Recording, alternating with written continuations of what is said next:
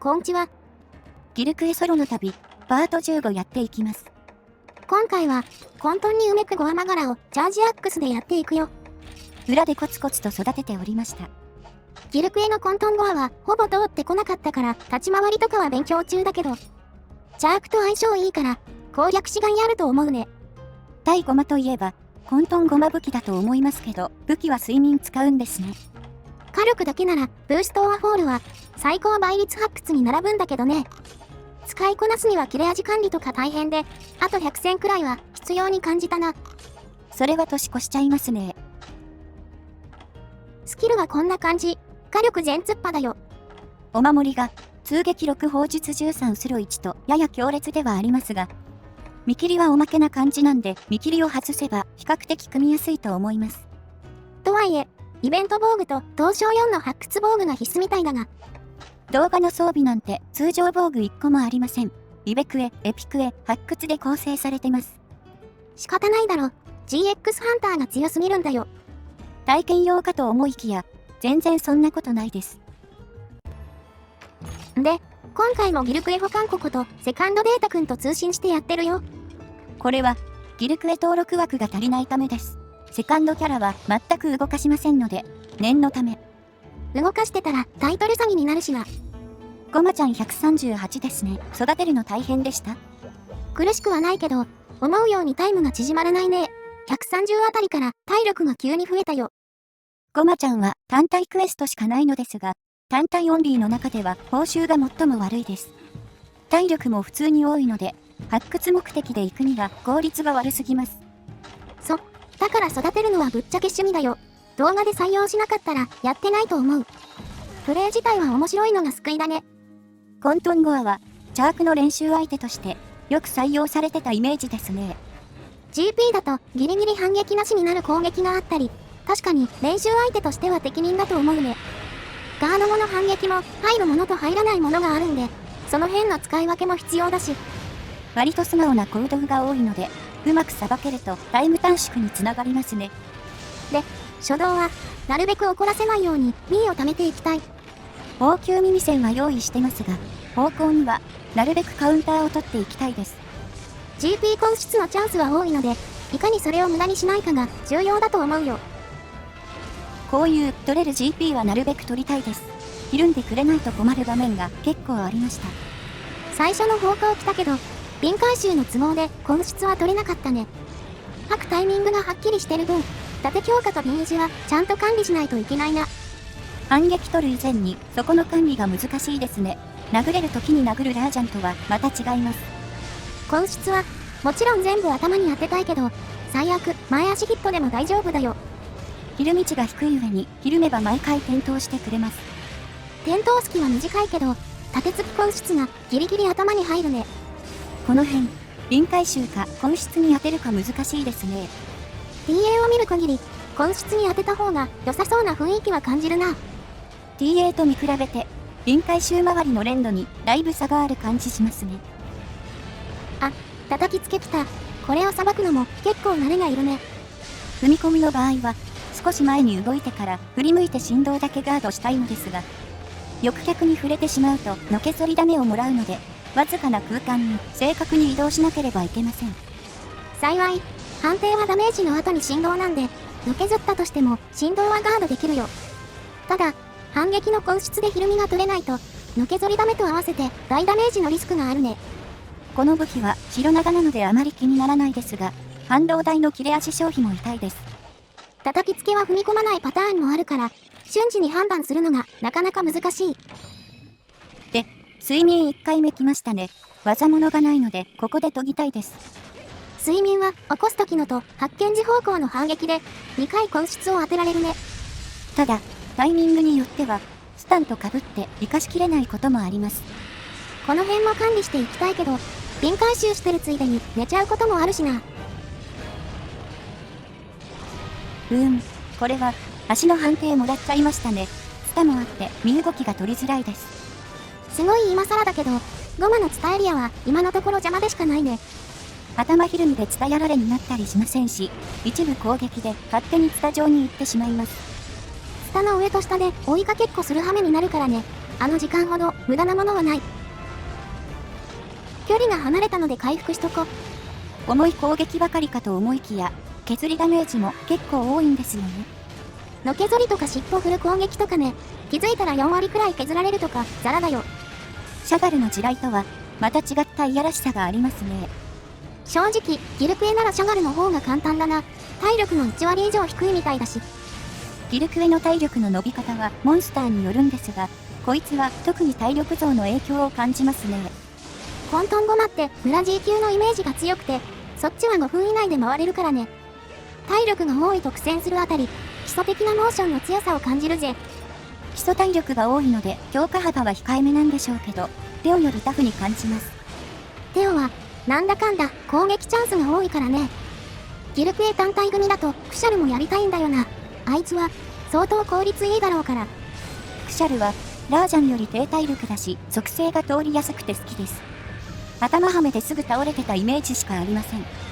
探索、頑張らなきゃな。メインキャラはクエ登録の枠がないので、セカンドキャラで探索せざるを得ないんですよね。探索に若すぎてもどかしい毎日。拡散ブレスやめてくんないかな。これは GP でものけぞってしまいます。そうそう、振り向きブレスだけやってくれりゃいいのよ。これだけ威力値がちょっと低いんですよね。混沌ゴマ戦はこれに GP 反撃するところからです。のけぞりは中なんで結構近づかないと根質が当たらないよ。頭を振り抜く方向に向かって GP するといいですね。2回目のスタンは取れたが、ビン状況が悪かったか。スタンはあまり長くないので、ビンダメを挟むと根質を狙うのは難しいです。やっぱり、なんかビンのマネジメントが下手だな。育成中もだけど、ずっともやってる。ここぞって時にビンがなかったり、縦強化が切れかけたりしてます。改善点は無限にあるけど、大きいのは立ち位置とビン管理かな。その前にもっと真面目に攻略するなら、クエスト厳選からやり直した方がいいですね。初期1だったから勢いで育てたけど、やっぱ、下のせいでロスってるところもあるしね。BS 以外の部分で引っかかりがあると、純粋なタイムの短縮度合いが測れないですしね。ああ、この辺とかもったいない。なんかゴマとの距離が中途半端なんだよな。多分ですが、もっと徹底的に張り付いた方がいいですね。交代についていけてません。ここで移動か。エリア1は60点ってとこだな。大学の試験ならギリギリ合格点くらいですか。さて、エリア2、ここは川だからさっきよりは戦いやすいね。エリア2では恐竜化パターンも出てくるので、対処すべきことがさらに増えます。混沌ゴマって恐竜化2段階あるんだね。ギルクエで真面目にやるまであやふやだった。なんか方向多いと思ってたんですが、そもそも形態変化が多く発生するんですね。この辺が、ゴマともシャガルとも違う感じするよね。新しい方向性に進化しているような。混沌ゴマは未成熟な体に固有の力を宿し、生物として不安定な状態であるそうですが、独自の適応を遂げた部分もあるのでしょうね。この車庫入れブレスやめてくれ。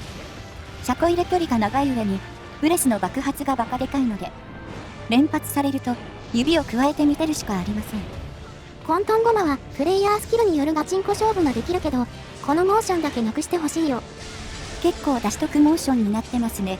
当たれば当然の根性案件だし。ブレスの種類によって範囲も変わるからね。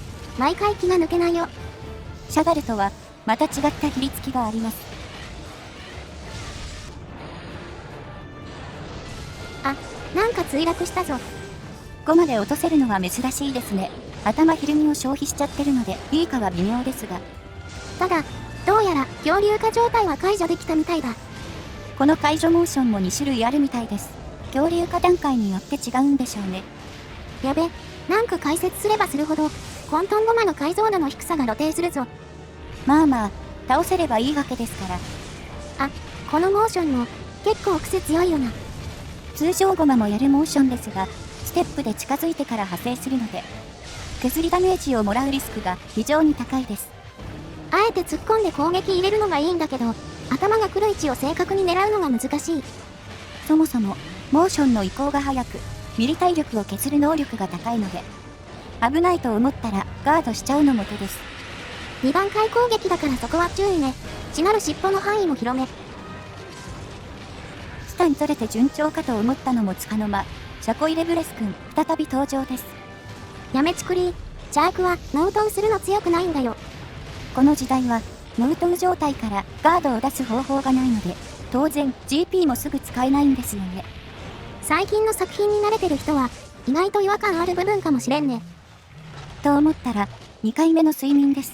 こうして体勢整えられるのは強いですね。火力だけなら、ブーストオアフォールでいいんだが、あっちは取り回しが悪いからな。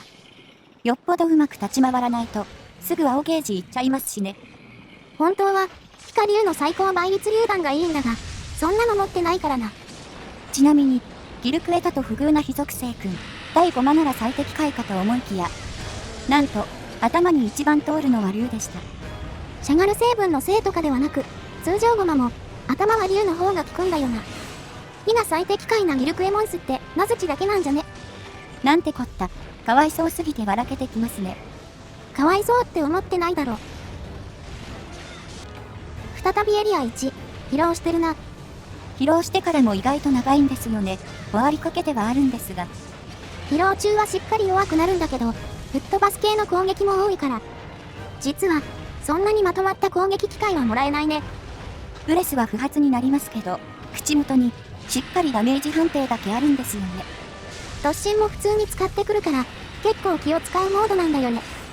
で、今回は解除まで早いな。カットしてますが、お宝エリアを挟んでるので、そこで疲労時間消費しちゃいましたかね。個人的には疲労してない方が好きだし、これはこれでよし。ここ敵を抜かないようにしたいです。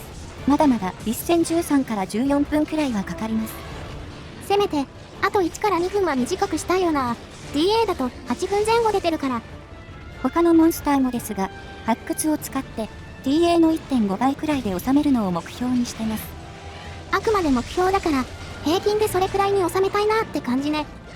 5枚の解像度を上げつつ、チャークの基礎操作の向上も必要ですね。お、最後は綺麗だったな。お疲れ様です。13分半でしたね。混沌ゴマの武器だと、これプラス1分くらいかかったよ。クエスト厳選できたら、生産武器でもリベンジしてみたいです。いつになるかはわからないけどな。ゴマは、本当に報酬の質が悪くて、動画化でもしないとやってらんないからね。固定以外のランダム報酬で、封じられし武器が一切出ないんですよね。真面目な話、お宝だけ掘って3打つの方が、圧倒的に効率いいよ。こんだけ頑張って、クエスト報酬が 25% で1枠って。ちなみに、他のコリュウたちは、しっかりランダム報酬に封じられし武器が混じります。そういうわけなんで、リベンジするにしても、クシャルの後になる予定だよ。クシャルすらまだ厳選できてませんしね。さ、一応報酬だ。期待してはいけません。どれだけ頑張ろうと、プログラムには勝てないのです。ほい、というわけで混沌ゴマ回でした。報酬に目をつむれば、ガチンコ勝負ができる両モンスターでしたね。挑戦しがいあるモンスターは楽しいね。自分のスキルと相手への理解が深まるのを実感できる。極限たちとは別のベクトルでやってて面白かったよ。昔は攻略する意味がわかりませんでしたが、やってみたら理解できましたね。報酬以外の目的で、純粋にモンスターとの戦闘を楽しめました。ずーっとこれだと、さすがにメンタルやられるけどな。鑑定すらできないのは、来るものがありますしね。では、今回、この辺りで締めます。ほいじゃ、次の動画で。またね。